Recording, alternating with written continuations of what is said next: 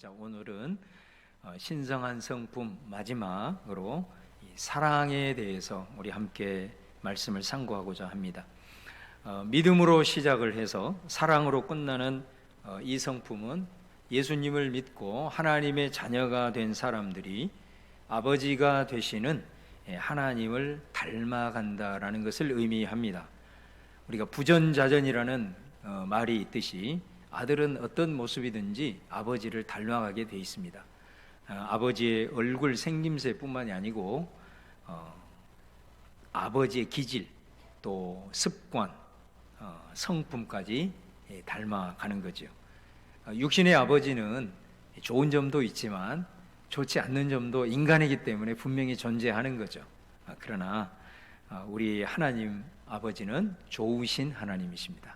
그래서 하나님의 자녀인 우리는 그 하나님의 아버지 되신 그 아버지를 닮아갈 수밖에 없는 것임을 우리가 알 수 있습니다.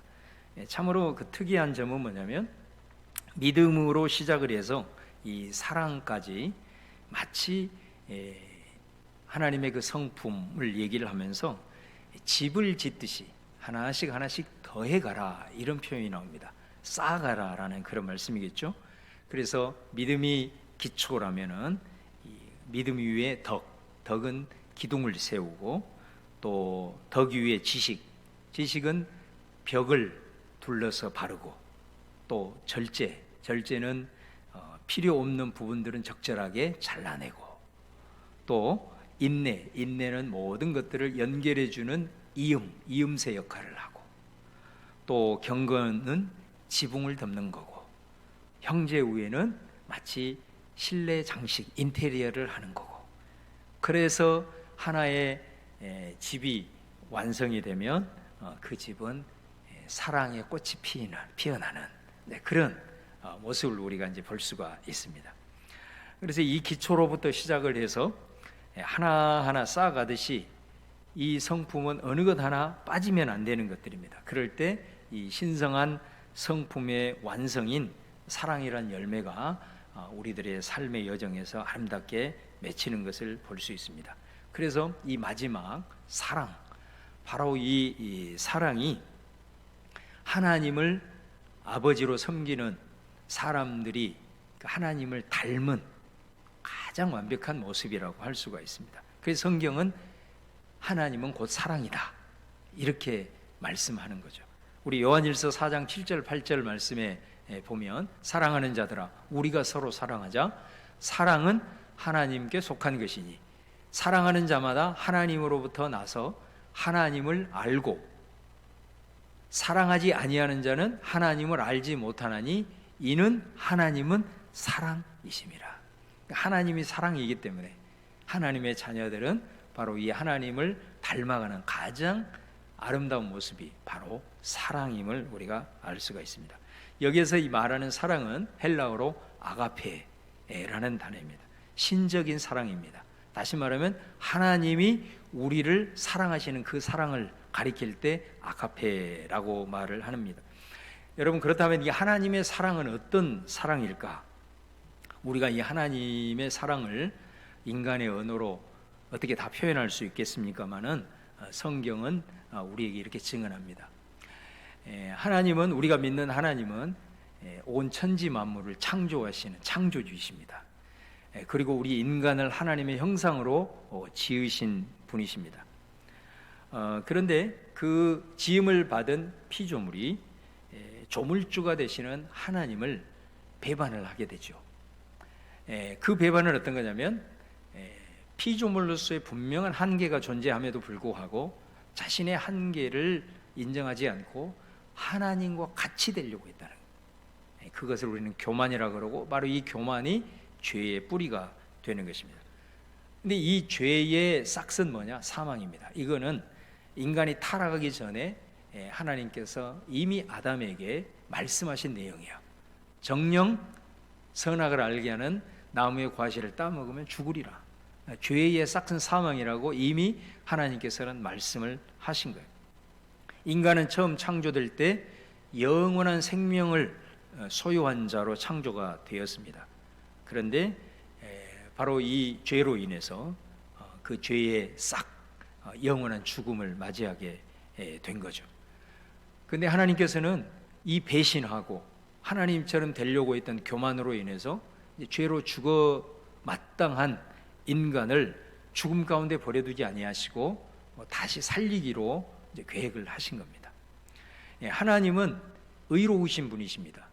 의로우신 분이라는 것은 하나님께서 말씀하신 것은 반드시 신실하게 지키신다는 의미가 있고, 또 하나님의 입에서 선포되어지는 언약은 어떤 모습으로든 이루어져야만 하는 거죠.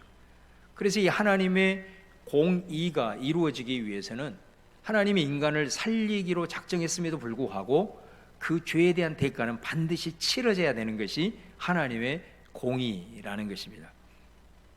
인간은 스스로 타락한 죄인이기 때문에 자기의 죄를 해결할 길이 없습니다. 해결하는 방법은 죽는 것뿐입니다. 그런데 하나님은 그 인간들을 다시 받아주시고 다시 살리기로 작정을 한 것입니다. 그러면 누가 과연 이 죄의 대가를 해결할 수 있을까? 그래서 바로 하나님께서는 하나님이신 하나님의 아들 예수를 인간의 몸을 입혀서 이 땅에 보내신 겁니다. 죄 없는 예수 그리스도 이 땅에 오셔서 그분이 죄에 매여서 사망 가운데 육적으로 영적으로 다 죽음 가운데 내몰린 인간들에게 하나님의 나라를 가르치시고 또 하나님의 나라를 들어갈 영생의 길을 선포하신 후에 죄인 된 인간이 죄인의 죄를 해결할 수 없기 때문에 바로 그 죄 없으신 예수님께서 바로 친히 십자가에 달려 돌아가신 것입니다. 하나님의 공의를 실현하기 위해서. 그래서 그 죄에 대한 대가를 하나님이 직접 지시고 십자가에 달려 돌아가신 거죠. 자기의 모든 것을 다 내어 주셨습니다. 원수보다도 더 못한 그런 배반자 인간을 다시 살리시기 위해서 죄를 묻지 아니하시고 하나님의 아들을 희생시키는 그 사랑, 바로 그것이 아가페라는 것입니다. 여러분, 이 사랑이 예수님을 통해서 우리에게 주어진 것입니다.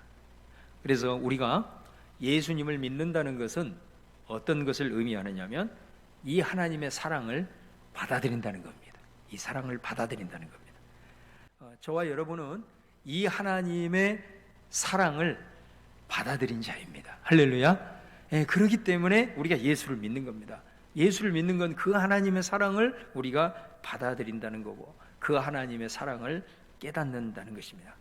여러분, 그러면 우리는 어떻게 삶을 살아야 될까요?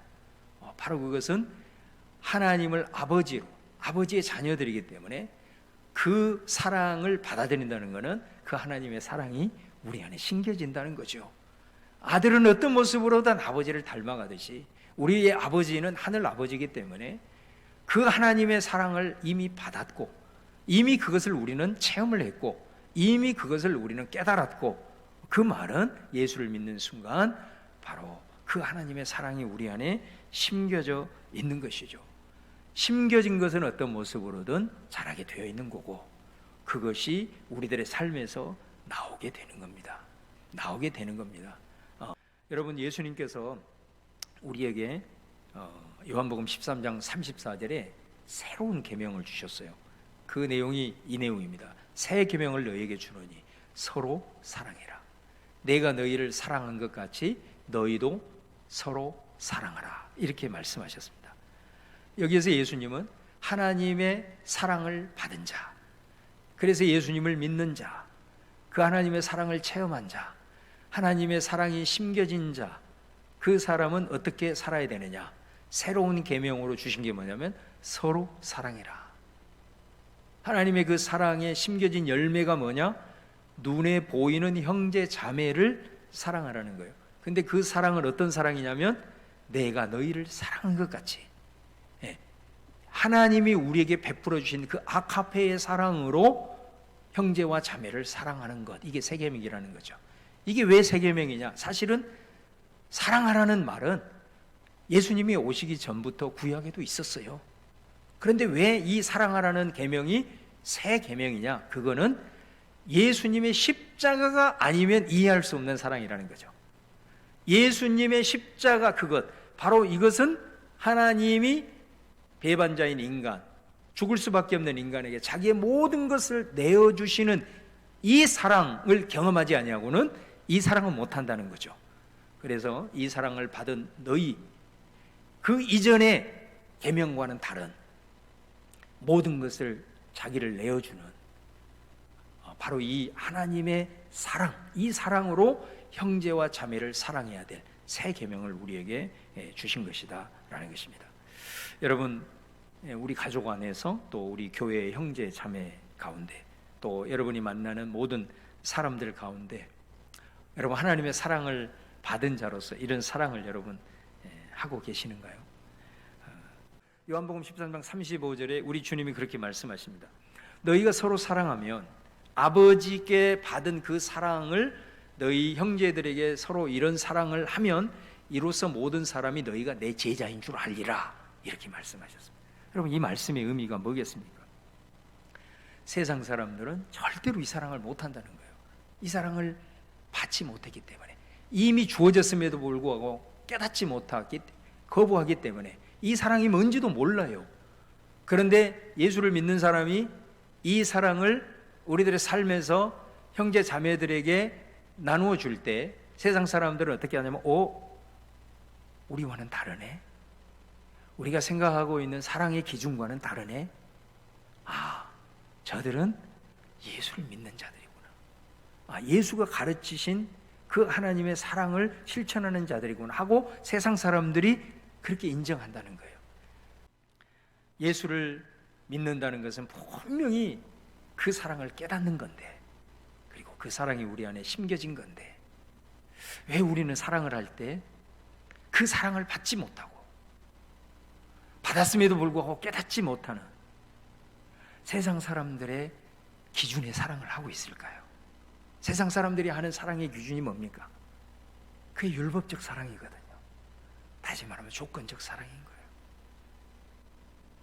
사랑을 하되 네가 나에게 하는 만큼 하겠다. 이 세상 사람들이 하는 사랑이거든요. 우리는 왜 그 말로 표현할 수 없는, 감히 사람의 사랑도 아니고 하나님의 사랑을 이미 받아 그 사랑이 심겨졌고 체험했음에도 불구하고 왜 우리는 사랑을 할 때 세상 사람들이 하는 사랑을 하고 있을까요? 하나님의 사랑을 왜 흉내라도 내지 못하는 삶을 살아갈까? 우리 자신을 바라볼 때 너무나도 부끄러운 우리들의 모습을 보게 되는 거예요. 그럼에도 불구하고 이 세상에서 통용되는 하나님의 사랑을 그나마 볼 수 있는 사랑은요, 부모가 자식을 사랑하는 거예요. 왜 그러냐면 완전하지 않지만 하나님의 사랑을 흉내라도 내는 겁니다. 그게 왜요? 부모님은 자식들에게 자기의 모든 걸 내어주는 사랑을 하거든요. 여러분, 바로 이것이 하나님의 사랑이에요. 하나님을 믿는 사람은, 예수님을 믿는 사람은 그 대상이 점점 확장이 돼야 돼요. 우리 자식에게 뿐만이 아니라 우리들의 형제 자매들, 또 우리가 만나는 사람들에게 점점 대상이 넓어가는 것, 바로 그것이 신앙의 성숙이고 그것이 바로 천국을 소유한 하나님의 사람들이다라는 겁니다. 여러분, 마태복음 18장에 보면 예수님이 이와 관련해서 우리에게 하나의 비유를 말씀하세요.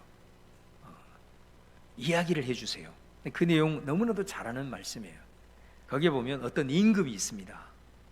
그 임금이 자신이 돈을 많은 사람들에게 빌려줬는데 그 돈을 이제 결산할 때가 된 거예요. 그래서 많은 사람들이 이제 그 앞에 결산하기 위해서 와요. 근데 한 사람이 그 임금에게 1만 달란트 빚을 졌어요. 근데 1만 달란트가 어느 정도냐? 여러분 큰 돈이라는 건 아실 거예요. 우리가 한 그 노동자가 하루 이렇게 일용직으로 일을 할 때 우리가 요즘 보통 10만 원, 한 12만 원 이렇게 받아요. 근데 금 한 달란트, 1만 달란트 말고 금 한 달란트의 금액이 어느 정도냐면 매일 쉬지 않고 20년을 일해야 벌 수 있는 돈이에요. 이게 금 한 달란트예요. 그러면 여러분 1만 달란트는 계산이 안 되겠죠. 그런 돈이에요. 근데 이 종이 갚을 길이 없어요.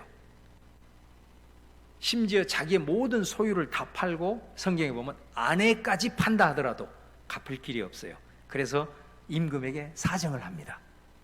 조금만 기다려 주세요. 임금이 그 얘기를 듣고 어떻게 느낄까요? 기다려도 갚을 수 없다는 것을 임금이 더 잘 알아요. 그래서 성경에 보면 기다려준다 얘기 안 해요.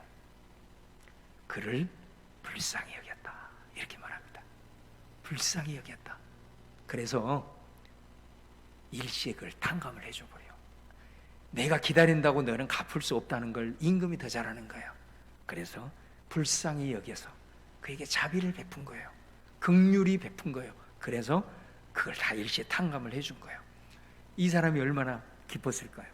엄청나게 감격하고 몇 번이고 임금에게 절을 했을 거예요. 그리고 그 문을 나서는 순간 정말로 하늘을 날아다니는 그런 기쁨으로 거리를 가고 있는데 길을 가다가 자기 친구를 만난 거예요. 근데 그 친구는 그 사람에게 100데나리온 빚을 졌어요. 이 사람이 임금에게 돈을 꿔가지고 돈놀이를 했는지는 모르나 100데나리온을 이제 받을 친구를 만난 거예요. 근데 100데나리온은 노동자가 3개월 품삯이에요. 3개월 품삯. 그런데 그 친구에게 갑자기 표정이 바뀌면서 야, 너 잘 만났어. 너 왜 내 돈 안 갚어? 그래서 그 동료가 이 사람이 임금에게 얘기했던 것처럼 조금만 기다려달라고 통사정을 하는 거예요. 내가 갚겠다고 얘기를 하는 거예요. 그랬을 때 이 사람이 자기 돈을 갚지 않는다고 이 사람을 감옥에 넘겨버렸어요. 근데 성경에 보면은 이 사실을 임금에게 알린 사람이 누구냐면 그 친구들이에요. 동료들이 알린 거예요. 이 친구들은 아는 거예요. 임금에게 그 일시에 탕감받은 사실을 안 거예요. 그런데 친구임에도 불구하고 세상에 사람이 이럴 수는 없다는 거지. 그래서 임금한테 이 사실을 보고를 한 겁니다. 그래서 임금이 그를 다시 소환을 합니다. 소환해서 이렇게 말합니다. 네가 갚을 것이라고 기대해서가 아니라 너를 내가 불쌍히 여겼기 때문이다. 그렇게 큰 돈을 탕감을 받았다며 내가 이렇게 자비를 받았구나, 내가 너무 이렇게 긍휼을 입었구나, 그러면 너는 최소한 1만 달란트가 아닌 적어도 100데나리온 정도의 자비는 베풀어야 되지 않겠냐, 그렇게 얘기를 하는 거예요. 그러면서 그 빚을 다 갚을 때까지 옥에 가두어 버렸다. 그 사람은 옥에서 영원토록 못 나오겠죠. 근데 여러분, 예수님이 이 이야기를 하면서 시작을 하면서 먼저 하신 말씀이 있어요. 자, 이 말씀이 아주 중요합니다. 같이 한번 읽어보겠습니다. 마태복음 18장 23절입니다. 자, 같이 한번 읽겠습니다. 시작. 그러므로 천국은 그 종들과 결산하려 하던 어떤 임금과 같으니. 예수님이 왜 이 이야기를 한 거예요? 천국 얘기를 한 거예요. 사실은 천국 얘기를 한 거예요. 천국이 뭐라고요? 1만 달란트 빚을 탕감해 준 임금과 같다라는 거예요. 그 말은 천국이 뭐라는 거예요? 긍휼이라는 거예요. 천국의 가치는 뭐냐면 자비를 베푸는 거예요.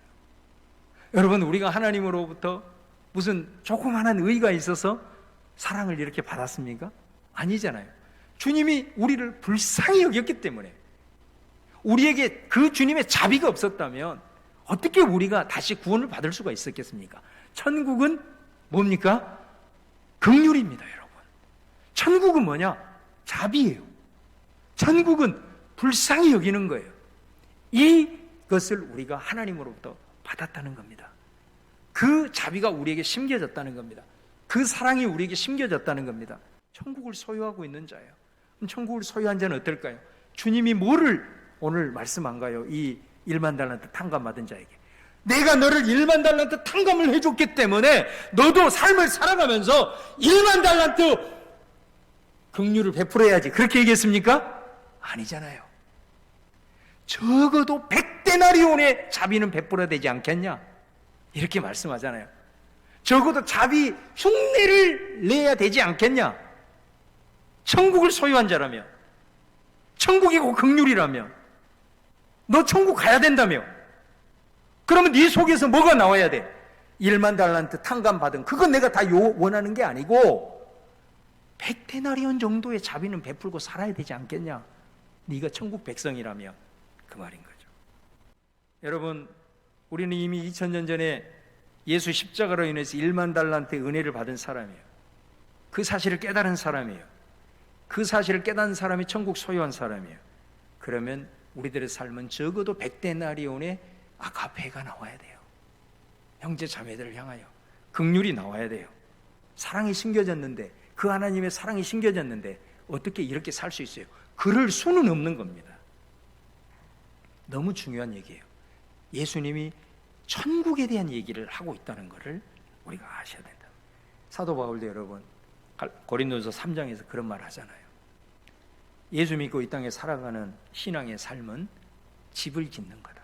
집을 짓는 거다. 근데 집을 짓는데 어떤 사람은 나무로 짓지요. 아무래도 나무로 지으면 큰 집을 지을 거예요. 그죠? 큰 집을 지을 거예요. 근데 어떤 사람은 금과 은이나 철이나 보석으로 지은대요. 아무래도 보석으로 짓게 되면 큰 집은 못 짓겠죠. 아마 작게 지을 겁니다. 근데 바울이 말합니다. 우리가 무엇으로 집을 지었든 통과하는 것이 하나가 있대요. 그게 뭐냐면 불이에요. 불시험을 통과한대요. 불시험을 통과를 했을 때 나무로 지은 집은 다 태워 없어져요. 근데 보석으로 지은 집은 비록 작다 할지라도 불시험이 통과가 되면 어떻게 돼요? 더 빛나요. 반짝반짝 빛나요. 혹시 여러분 중에 이런 분들 보신 적이 있나요?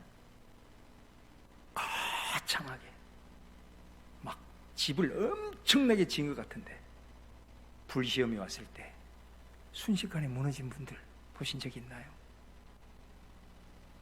그럴 수 있어요.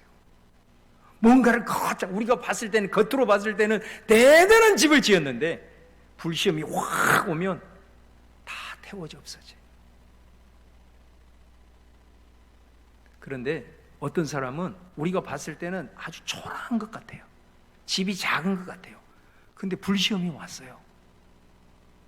그런데 그 순간에 빛이 나는 사람이 있어요. 이거 얘기하고 있거든요. 그러면 문제는 뭐예요? 문제는 재료예요. 재료. 나무로 재료를 삼았느냐, 보석으로 재료를 삼았느냐. 재료가 중요한 거예요. 그러면 고린도전서에서 이 3장에서 말하는 이 재료는 뭐예요? 1장의 4장을 읽어보면 그 문맥의 핵심이 십자가라는 걸 알게 돼요. 1장 18절에 십자가의 도, 이게 4장까지 가요. 십자가로 재료를 삼는 사람, 이게 보석으로 집을 짓는 사람인 거예요. 여러분, 십자가가 뭡니까? 하나님의 사랑의 결정체잖아요. 그 말을 하는 거예요. 여러분들이 신앙생활 하면서 뭐 거창한 것, 뭐 사람들이 봤을 때는 뭐 대단한 것, 그거 불시험 통과하면 다 태워집니다. 남지 않습니다. 특히 마지막 날 주님 앞에 섰을 때는 하나도 안 남습니다. 그거 가지고 주님 앞에 설 수 없습니다. 이 세상 살아가면서 불 확 시험으로 오면 다 태워져 없어집니다. 남는 거는 보석으로 짓는 겁니다.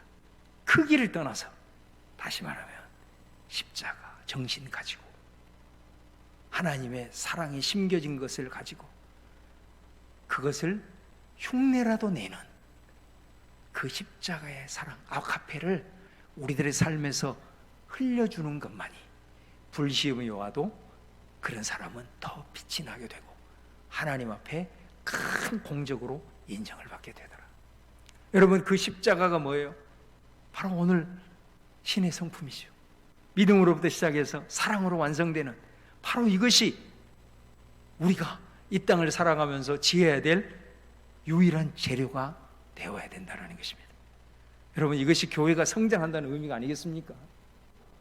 이것이 신앙이 성장한다는 의미가 아니겠습니까? 저는 교회가 크다, 적다, 우리는 수로 판단해요. 어쩔 수 없어요. 인간이기 때문에. 교회가 몇 명이냐? 재정이 얼마냐? 하나님이 판단하는 교회는 이 신성한 성품에 참여한 자가 많으냐 적으냐, 이것인 거죠. 저는 우리 교회가 큰 교회가 되기를 원해요. 여러분도 다 그거 원하죠? 저는 이 말씀 준비하면서 그런 기도를 하나님 앞에 올려봤어요. 주여, 우리 교회가 전 세계에서 제일 큰 대형 교회가 되게 하여 주시옵소서. 하나님의 사랑 체험하고 하나님의 사랑 심겨져서 그 아카페 사랑을 가지고 형제와 이웃을 대하는 하나님 닮은 성도가 제일 많은 교회가 되게 하여 주시옵소서. 이게 교회 성장이죠. 이게 주님 원하는 성숙한 모습이죠. 여러분, 우리의 신앙의 여정은 집을 짓는 것과 같습니다. 그 집을 여러분 어떻게 지으시겠어요? 오늘 이것을 더욱 힘써라. 자, 오늘 말씀을 마무리하면서 한번 이 말씀을 같이 한번 읽어보면 좋겠습니다. 한번 띄워주시고, 자, 같이 한번 읽어볼까요? 시작. 믿음으로 기초를 닦고 덕으로 기둥을 세우고 지식으로 벽을 두르고 절제로 적당히 잘라내고 인내로 이음새 삼고 경건으로 지붕을 덮고 형제 우애로 신뢰 장식을 하면 사랑이 넘치는 천국이 됩니다. 바로 이 신성한 성품에 우리가 참여하는 것, 그것이 진짜 성숙해지는 성도, 진짜 성장하는 교회일 겁니다. 우리가 이 신의 성품 열매를 맺고 주님 주신 그 하나님의 사랑 깨달은 그 천국을 소유한 하나님의 사람으로서 우리가 백데나리온의 긍휼과 자비와 사랑을 형제 자매들에게 흘려줄 수 있는 진짜 멋지고 아름다움께 빛이 나는 그런 성도들의 삶이 될 줄로 믿습니다. 힘들고 어려운 과정에서 주님 기도하면서 내가 그 길을 걸어가겠습니다. 그런 마음을 가지고 오늘 이 찬양 우리 함께 올려드리도록 하겠습니다.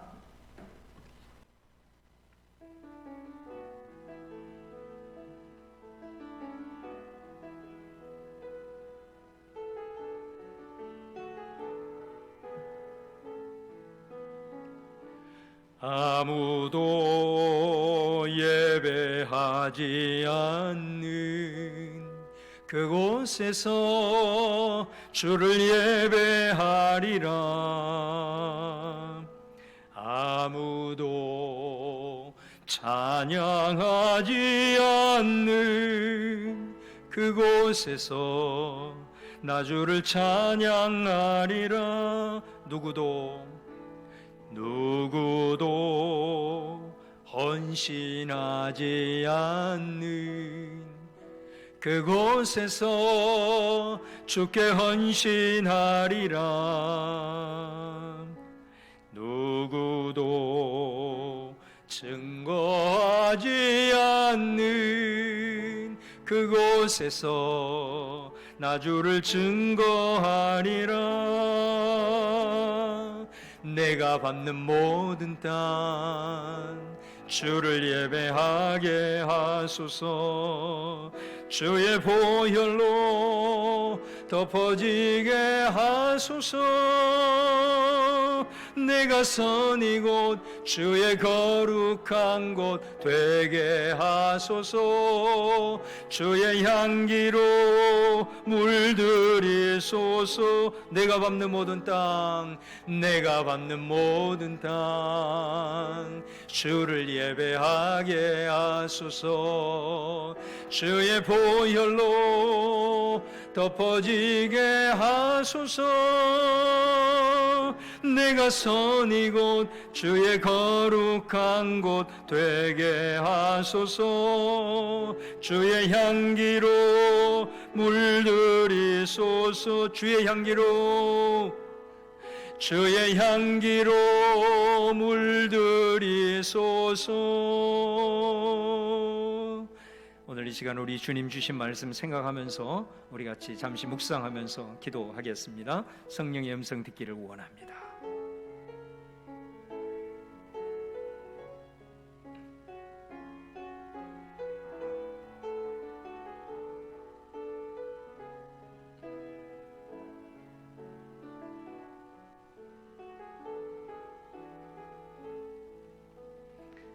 하나님, 오늘 신의 성품에 참여한 자,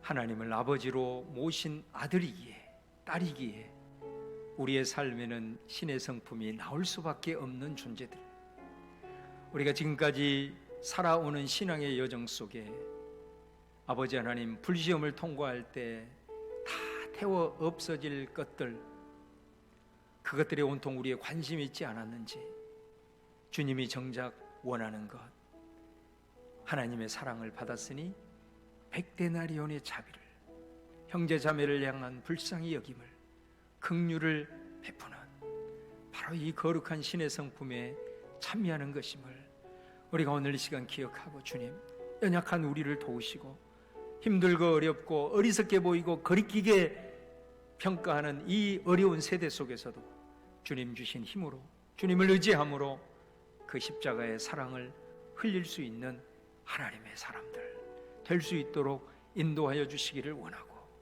하나님, 우리 교회가 그런 사람들이 가장 많은 교회가 되기를 원하고, 그런 하나님의 사람들로 주의 영광 드러내는 교회가 되게 하여 주시옵소서. 지금은 우리 주 예수 그리스도의 은혜와 아버지 하나님의 사랑과 성령의 교통하심이 오늘 주신 말씀 먹고 강하고 담대함으로 주의 길을 걸어가기를 원하는 우리 성도들의 삶 속에 항상 함께 계시기를 간절히 축원하옵나이다. 아멘.